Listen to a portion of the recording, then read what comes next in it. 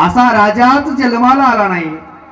उद्या राज गादीवर बसणार, उद्या राज्याभिषेक आणि त्या राजाला आदल्या दिवशी 14 वर्ष वनवासाला. नाही मायबापांनो या जगात विश्वास.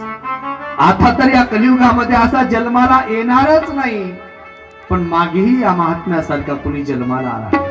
आज बघा या खुर्चीसाठी पाहिले मागच्या 5-6 वर्षापूर्वी अख्ख्या महाराष्ट्रानं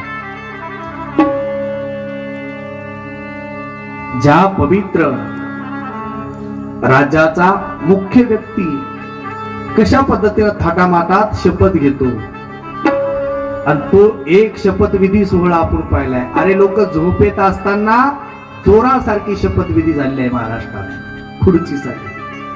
अरे कुठं हे राजकारणी आणि कुठं मायबापांनो या ग्रंथातला प्रभू रामचंद्र भगवान रामाचं जीवन.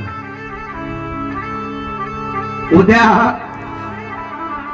या अयोध्येचा राजा माझा राम होणार आहे, ही बातमी सगळीकडे. आणि आदल्याच दिवशी घरामध्ये षडयंत्र झालं. ज्या रामाला उद्या राजगादी आहे त्याच प्रभू रामचंद्राच्या नशिबामध्ये 14 वर्ष वनवास आला. आणि हसत हसत मायबापांनो प्रभू रामचंद्रानं वनवास स्वीकारले.